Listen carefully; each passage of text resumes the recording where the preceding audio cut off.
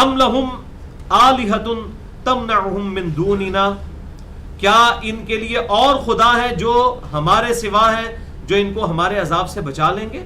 اوکھے ویلے بزرگ کام آتے ہیں. لا یستطیعون نصر انفسہم ولا ہم منا یصحبون، جن جھوٹے معبودوں کے اوپر انہوں نے تکیہ کیا ہے وہ تو اپنی مدد خود نہیں کر سکتے، اور نہ ہی ہماری طرف سے کوئی تائید ان کو حاصل ہے. ولا ہم منا یصحبون، یعنی یہ جو ان کا عقیدہ ہے نا کہ جی فلاں کوئی بزرگ یا فلاں کوئی آلہہ یا کوئی فلاں بت ہے، اے بھی اللہ دی اطاعت والی کرتے ہیں، اللہ کے اذن کے ساتھ ہی کرتے ہیں. اللہ تعالیٰ فرماتا ہے کوئی ہماری طرف سے کسی کو اذن نہیں ہے، نہ ہماری تائید حاصل ہے کسی کو، اور نہ ہمارے مقابلے پہ آگے کوئی دھونس سے ہم سے بات منوا سکتا ہے. نیور، ہو ہی نہیں سکتا. لہٰذا یہ جو عجیب و غریب قسم کے عقائد اور نظریات ہمارے سب کانٹیننٹ میں پھیلے ہوئے ہیں نا، اور میں کہتا ہوں کہ گمراہی کے لیے زرخیز ترین زمین جو ہے یہ سب کانٹیننٹ انڈیا، پاکستان اور بنگلہ دیش کی زمین ہے. عجیب و غریب دیو مالائی قصے، کہانیاں اور واقعات مشہور کر کے، اور پتہ نہیں کیا عوام الناس کو پاگل کیا ہوتا ہے. تو از چبارہ آمدی من از بخارا آمدم، تو چبارے سے چل پڑی تھی میں بخارے سے چل پڑا.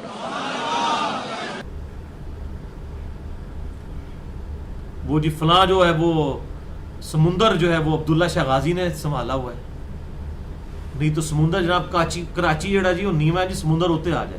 اوکھے ویلے بزرگ کام آتے ہیں. اور بھائی کوئی بزرگ اپنا موتر نہیں روک سکتا، اپنا پیشاب نہیں کو روک سکتا. سمندر روکنا، سمندر کے تو سائنس کا نہیں بزرگوں کو پتا، اللہ یہ کہ کسی کو سائنس آتی ہو.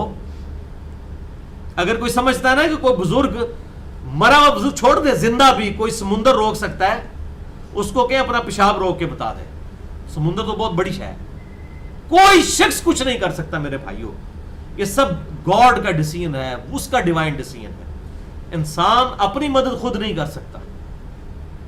یہی اللہ تعالیٰ فرما رہا ہے کہ جن ہستیوں کے بارے میں ان کا زوم ہے، یہ نہ اپنی مدد کر سکتی ہیں، نہ اللہ کی طرف سے کوئی تائید حاصل ہے. اللہ کے مقابلے پہ یہ کیا کر سکتی ہیں ہستیاں؟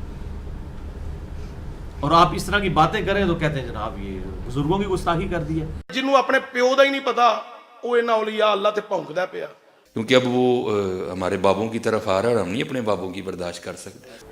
مقدس ہستیوں کی توہین کر رہا ہے. ہم کہتے ہیں بزرگوں کو کہیں خدا کے لیے اپنی گستاخی کروانا بند کریں. اب آئے پبلک میں آ کے دکھائیں جو کچھ ہے ان کے پاس. لوگ گستاخی کرنا بند کر دیں گے. ہم سارے سوشل میڈیا کو بھی بلا لیتے ہیں، پرنٹ میڈیا کو بھی بلا لیتے ہیں، اور چینلز والوں کو بھی بلا لیتے ہیں، پی بی سی کو، سی این این کو، جیو کو بلا لیتے ہیں، اے آر وائی والوں کو، دنیا والوں کو، ان سب کو بلا لیتے ہیں. بزرگوں کو کہ سامنے آئے، اپنی بےعزتی اتنے عرصے سے کروا رہے ہیں، اور خصوصاً میرے ذریعے تو بہت زیادہ کروا رہے ہیں. سامنے آئے اور وہ ساری چیزیں کر کے دکھا دیں جو ان کا زوم ہے. سمندر روکنے کے لیے ہم نہیں کہہ رہے ہیں، نہ ہم کو دریا روکنے کے لیے کہہ رہے ہیں. ہم کہہ رہے ہیں ہم آپ کو 2 جگ جو ہے وہ نمک والے پانی کے پلائیں گے، آپ اپنا پیشاب روک کے بتائیں. تینوں کی پتا ہوئے نہ بابیاں دے کمال دا، چین ہی نہیں کرنی، پھر پتہ چل جائے گا. یہ ساری کی ساری باتیں، اور پھر اس کو کرامات کا اور ان چیزوں کا نام دیا ہوا ہے. وَلِعَوْذُ بِاللَّهِ تعالیٰ. اللہ سے ڈر جائیں. اور پھر اتنے عجیب و غریب قسم کے واقعات مشہور کیے ہوتے ہیں جی وہ فلاں بزرگ کے پیچھے نماز پڑھنے گئے، انہاں سجے پاسے سلام پھیریا سارے حافظ ہو گئے، کھبے پاسے پھیریا سارے ناظرہ پڑھ گئے. اِنَّا لِلَّهِ وَإِنَّا إِلَيْهِ رَاجِعُونَ. او بزرگ جنہاں نے کہہ رہے ہو نا انہوں آپ قرآن کو نہیں جانتا، حافظ ہو گئے، علی بے تے پڑھنے والے، ان کو خود قرآن نہیں آتا. ان کی طرف دائیں طرف سلام پھیر کے کس نے حافظ ہونا ہے، بائیں طرف پھیر کے ناظرہ ہونا ہے. تو صحابہ اکرام علیہ رضوان جو ہیں وہ کتنی بیچارے تگ و دو کے ساتھ آیات یاد کیا کرتے تھے. آپ صلی اللہ علیہ وسلم کے پیچھے بار بار ان کو قرات کرنی پڑتی تھی. جبھی تو آپ نے منع فرما دیا تھا کہ امام کے پیچھے قرات نہ کیا کرو سوائے سورہ فاتحہ کے، وہ بھی سختوں میں پڑھنی ہے. وہ کیوں پیچھے قرات کرتے تھے؟ تاکہ یاد ہو جائے. مصحف ریٹن فارم میں ہر شخص کے پاس ہوتا نہیں تھا، کاغذ کوئی عام تو نہیں تھا. چمڑوں پر اس طریقے سے اونٹ کی شانے کی ہڈی کے اوپر، کپڑے کے اوپر لکھی ہوئی آیات چند لوگوں کے پاس ہوتی تھی، باقی تو سارے سن سنا کے یاد کرتے تھے. یعنی آپ صلی اللہ علیہ وسلم جب قیام اللیل کرواتے تھے، 5 نمازیں جب فرض نہیں ہوئی تھی، یہ تو مدینہ شریف میں فرض ہوئی ہیں نا. مکے میں 13 سالہ مکی دور کے اندر صرف قیام اللیل تھا، رات کی نماز ہوتی تھی، نوافل ہوتے تھے. آپ صلی اللہ علیہ وسلم پڑھتے تھے، صحابہ آپ کے پیچھے پڑھتے تھے.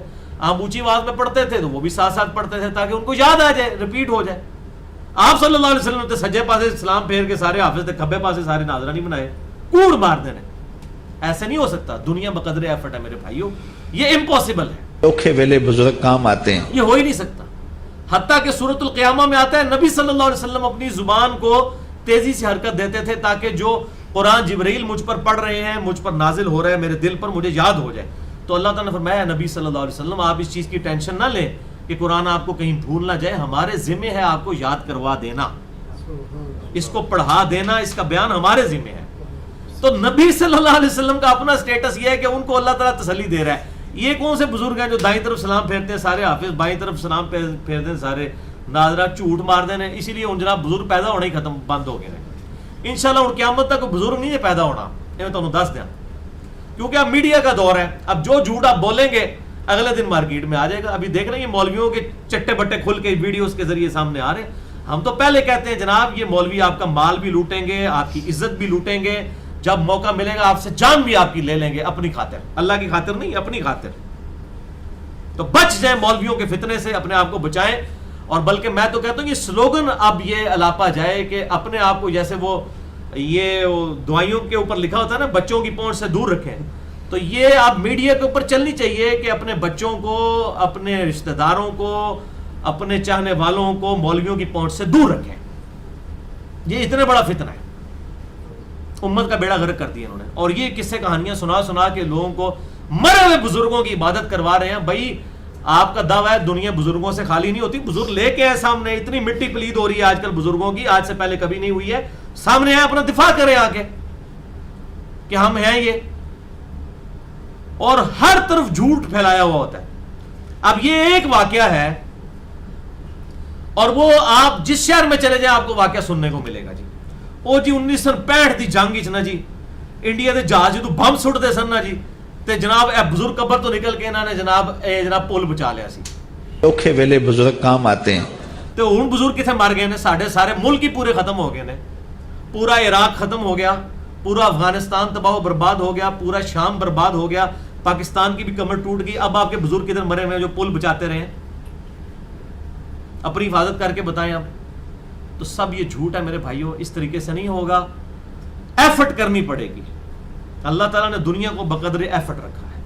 یہ سارے معاملات تو صحابہ کرام علیہم رضوان کے ساتھ نہیں ہوئے ہیں. ان کی بھی جنگوں کے اندر کیا معاملات ہوئے ہیں. یہاں پہ کہتے ہیں بزرگوں نے ایک نگاہ ماری جناب ہے کر دیتا، اور وہاں آپ دیکھیں صحابہ کرام علیہم رضوان کی گردنیں کٹی ہیں قتال میں، آنکھوں میں سلائیاں پھیری گئی ہیں، کان کاٹے گئے ہیں، زبانیں کاٹی گئی ہیں، جسم کے ٹکڑے ٹکڑے کیے گئے ہیں. تو آپ کے بزرگوں کے مرتبے صحابہ کرام سے زیادہ ہے؟ معاذ اللہ، استغفر اللہ. وہ سچے لوگ تھے، ان کے بارے میں سچی باتیں چلی.